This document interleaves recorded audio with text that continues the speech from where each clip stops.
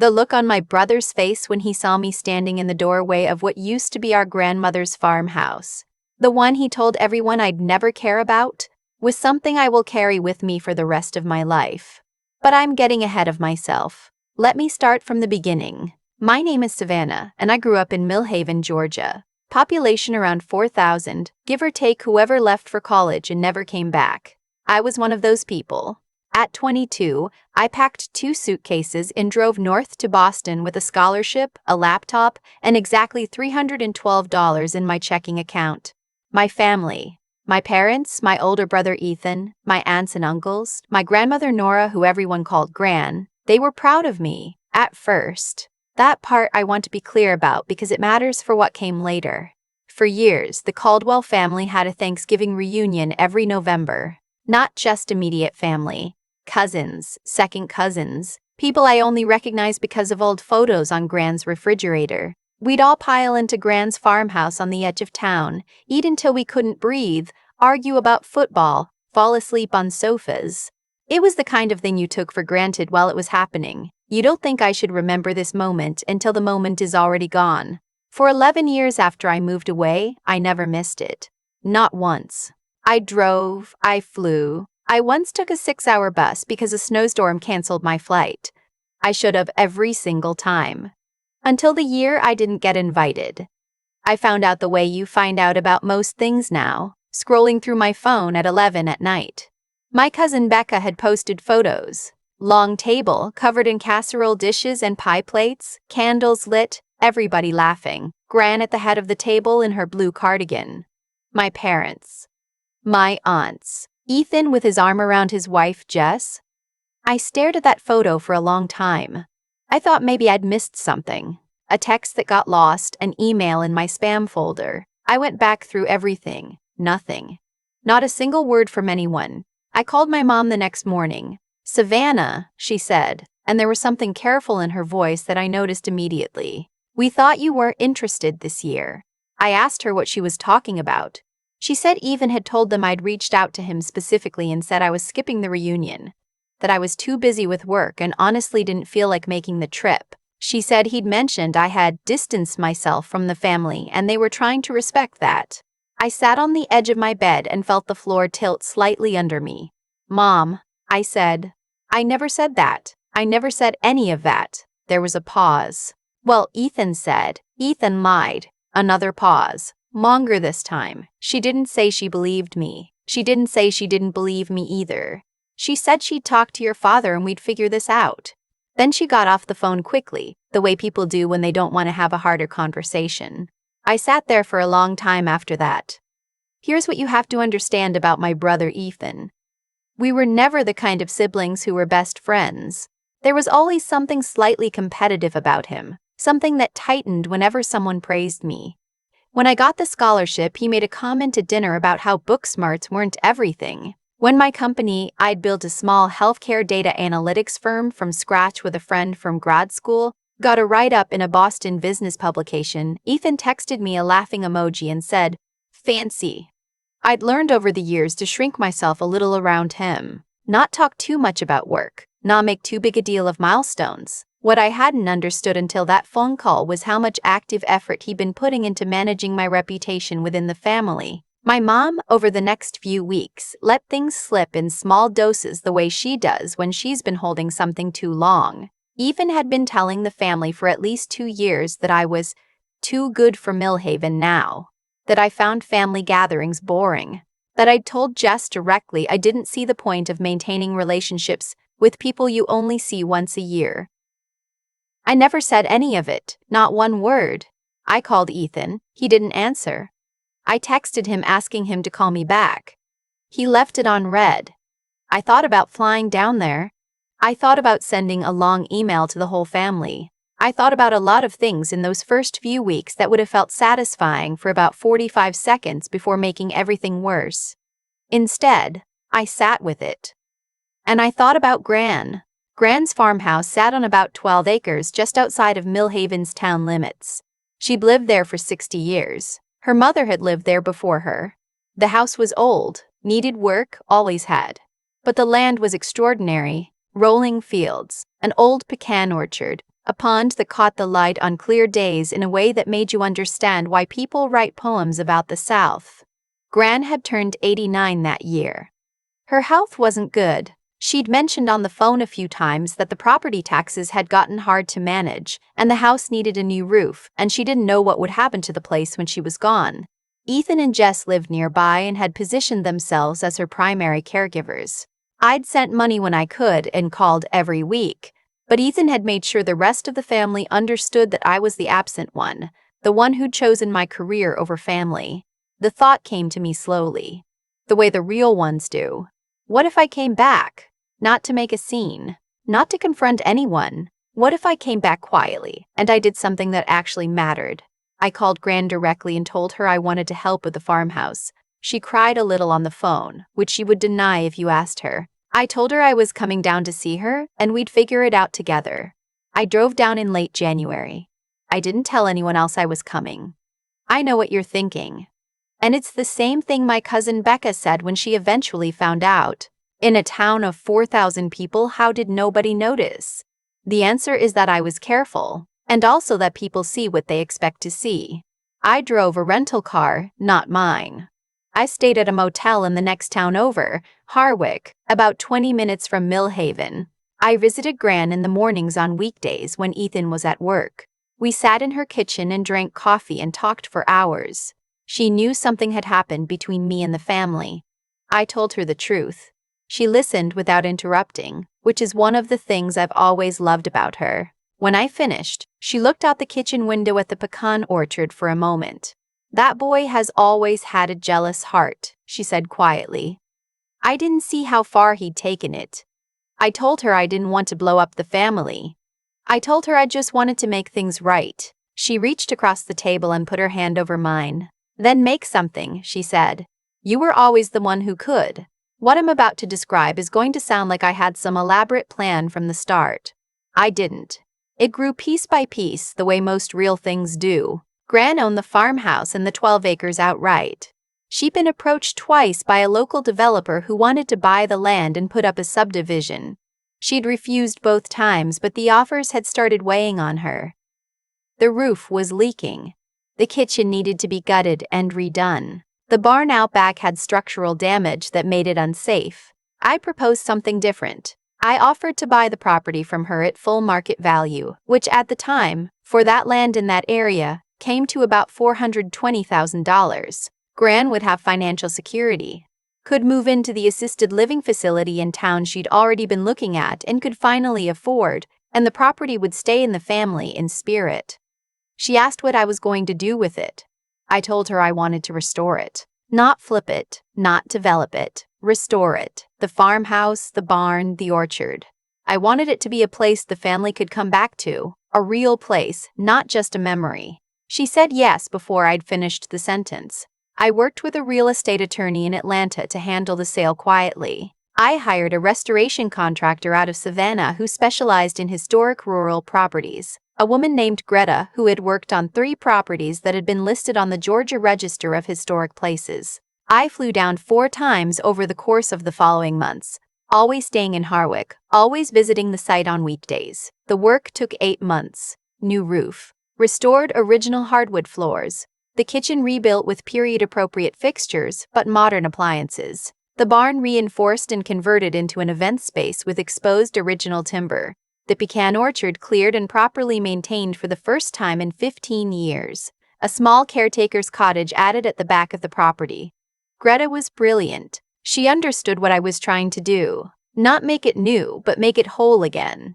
Total cost, including the purchase and restoration, just under $900,000.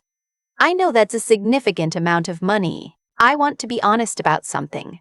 I was in a position to do this because of 12 years of work building my company, living carefully, and making decisions that had sometimes cost me in other ways, including, I now understood, being away from home often enough that Ethan's version of me was easy to believe. That money represented years of my life. I am not saying that to seem impressive. I'm saying it because I want you to understand what this place meant to me, that I would spend that on it. The family didn't know. Ethan drove past those gates every week and didn't know. There's a satisfaction in that I'm not entirely proud of, but I'm not going to pretend it wasn't there. I planned to come back for Thanksgiving. I didn't tell anyone I was coming. I didn't ask to be invited. I just decided I was going, the way I should have decided the year before instead of sitting with my phone at 11 at night feeling sorry for myself. 2 days before Thanksgiving, I drove down from Boston. I went straight to the farmhouse. Greta's team had finished the final touches 3 weeks earlier, and I'd had a local caretaker, a retired man named Mr. Beaufort, keeping the grounds since then. The house was warm. There were lights on inside. Standing in the driveway that first evening alone, looking at what had been restored, the porch with its original columns, the old weather vane back on the barn roof, the pecan trees bare in the November air, I felt something settle in my chest that I hadn't realized had been unsettled for a long time. I drove to my parents' house the next morning. My mom answered the door. She went completely still. "Hi, Mom," I said. She burst into tears and pulled me inside before I could say anything else. My dad came out of the kitchen and stopped in the hallway.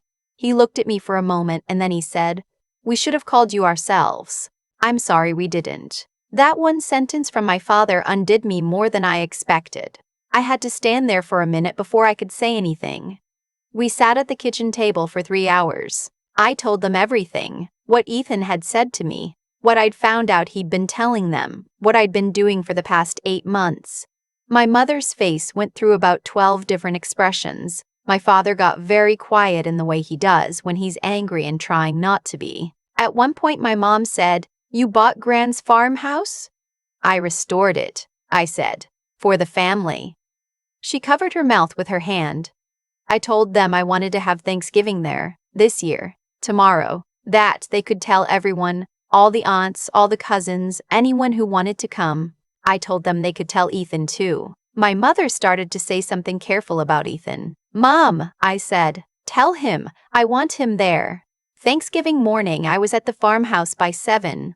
Mr. Beaufort had helped me set up the barn the night before. Long wooden tables, mismatched chairs, the kind of setup Gran always had.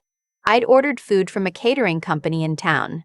Good home-style cooking, enough for 40 people. Someone had dropped off 3 pies on the porch. A neighbor who'd heard through the Millhaven grapevine that something was happening at the old Caldwell place and apparently decided to contribute. People started arriving around noon. My Aunt Lorraine came first and walked through the front door of the farmhouse and stopped in the middle of the living room and didn't say anything for a full minute. Then she turned around and hugged me so hard I couldn't breathe. Gran arrived with my parents at 12:30. Seeing her walk through that door, the door of her mother's house, the house she'd thought she'd had to let go, was something I don't have the right words for.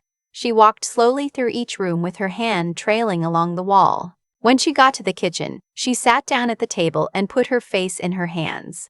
Cousins I hadn't seen in 3 or 4 years came through the door with casserole dishes and bottles of wine and children I barely recognized. My Aunt Phyllis brought her famous sweet potato pie and cried when she saw the original mantelpiece had been restored. Uncle Roy walked the property for 20 minutes by himself before he came inside. Ethan and Jess arrived at 1:15. I saw his truck pull up through the window. I watched him get out and look at the house, really look at it, and I watched his face process what he was seeing. He stood in the driveway for a moment. Jess said something to him. He walked toward the front door. I opened it before he knocked. We looked at each other. "Savannah," he said. "Come in," I said. "There's plenty of food." He came inside. I gave him the same tour I'd given everyone else, the restored floors, the kitchen, the barn. I did not say anything about what he'd done. I did not make a scene. I did not need to. The family did it for me. By the time we sat down to eat, enough people had heard enough pieces of the story, from my parents, from Gran, from cousins who'd been asking questions all afternoon, that the full shape of it was clear. My Aunt Lorraine asked Ethan directly, in front of everyone, why he told the family I didn't want to come to Thanksgiving last year. Ethan said something about a misunderstanding. Uncle Roy asked what exactly had been misunderstood. Jess stared at her plate. I didn't add anything. I didn't need to. The truth had been sitting in the room all afternoon, and it only needed someone to say it out loud. Ethan and Jess left before dessert. I won't tell you I felt nothing watching them go. I felt a lot of things, some of them not particularly generous. But I also felt, sitting at that long table in the restored barn with Gran at the head of it and my Aunt Lorraine's laugh echoing off the original timber ceiling, that I was exactly where I was supposed to be. That was 8 months ago. Gran loves the assisted living facility. She has her own apartment, a garden she can actually tend to given her limitations, and she has 3 other women on her floor. She plays cards with 3 afternoons a week. She told me on the phone last week that she's happier than she's been in years. The farmhouse is being used. My Aunt Lorraine has already reserved it for her daughter's bridal shower in the spring. 2 cousins have asked about renting it for summer weekends. My parents drive out there sometimes just to sit on the porch. Ethan and I have not spoken. I'm not sure when or whether we will. I've thought about it a lot and I've decided I'm not ready to have that conversation yet. And I'm also not going to force myself to be ready on anyone else's timeline. My parents understand. Gran understands. There's something people say sometimes about revenge, that it's hollow, that it doesn't give you what you think it will. I'm not sure what I did was revenge exactly. I didn't set out to humiliate Ethan. I set out to fix something broken. The fact that fixing it also showed everyone exactly who had broken it, that wasn't my plan. That was just the truth being what the truth always is, patient. I spent 8 months building something real while my brother spent 2 years building a lie. Those don't have the same shelf life. I stood in the driveway of Gran's farmhouse on Thanksgiving evening after everyone had left, looking at the lights still on in the windows, the pecan trees in the dark, the old weather vane turning slightly in the November wind. I thought about the 22-year-old who drove away from Millhaven with $300 and a plan and nothing else. I thought about how many Thanksgivings I'd made the trip home without knowing what was happening behind my back. I thought about Gran saying, "Make something," so I did. And it turns out, when you build something true and solid and lasting, you don't need to say anything else. You just open the door and let people walk through it and see for themselves. I've thought a lot about what I would tell someone who's in the place I was 2 years ago, sitting with their phone at 11 at night, looking at photos from a gathering they weren't invited to, trying to figure out what they did wrong. Here's what I know now. I didn't do anything wrong. And neither did the truth. It just needed time. What Ethan built. 2 years of quiet lies, small comments, carefully planted doubts felt, I imagine, very solid from the inside. He'd constructed a version of me that the family could believe in because it was just plausible enough. The sister who'd moved away, gotten successful, grown distant. It didn't require anyone to think too hard. People are busy. They take the easier explanation when it's handed to them. But here's the thing about building something on a lie. You have to keep maintaining it. Every family call, every holiday, every casual conversation. You have to be there adjusting, patching, making sure nobody looks too closely. That is exhausting work, and it makes you smaller, not bigger, no matter how much control it seems to give you. I built something real. $900,000 and 8 months of weekends and flights and phone calls with Greta about original floor joists and period-appropriate kitchen fixtures. It was hard. There were moments I questioned whether I was doing it for the right reasons or just to prove something. I still ask myself that sometimes. What I kept coming back to was Gran. The way she said make something. She wasn't telling me to show Ethan up. She was telling me to stop waiting for someone else to fix what was broken and use what I had. That's the difference, I think, between intelligence and wisdom. Intelligence knows what the problem is. Wisdom knows what to do with your hands. I'm not a patient person by nature. I like solving things quickly, efficiently, moving on. Sitting with the wrong that had been done to me, without responding to it, was one of the harder things I've done. But I learned something in those months. When you react from pain, you give the other person your power. When you build from clarity, you keep it. The courage it took wasn't dramatic. It wasn't a confrontation or a speech. It was making 12 phone calls I didn't feel like making. It was driving to Harwick instead of Millhaven and staying in a motel with bad Wi-Fi so nobody would see my car. It was trusting that if I did something true and lasting, the truth would take care of itself. And it did. I didn't expose Ethan. The family saw it when they walked through that door, when they heard Gran's voice, when they understood what had actually been happening. I didn't have to say a word. Savannah's story, my story, isn't really about a farmhouse. It's about what happens when you stop trying to convince people and start building something they can see with their own eyes. It's about the quiet, unglamorous work of doing right by someone you love, even when it costs you. It's about the fact that integrity isn't a feeling, it's a practice, and every single choice you make either adds to it or takes from it. Ethan made his choices. I made mine. We both lived in them. The farmhouse is still there. The pecan trees are still there. Gran plays cards on Tuesday afternoons and calls me every Sunday. And every time I stand in that driveway and look at what we made whole again, I think about the 22-year-old who drove away from Millhaven thinking she had to choose between her ambitions and her roots. She didn't. She just had to grow large enough to hold both.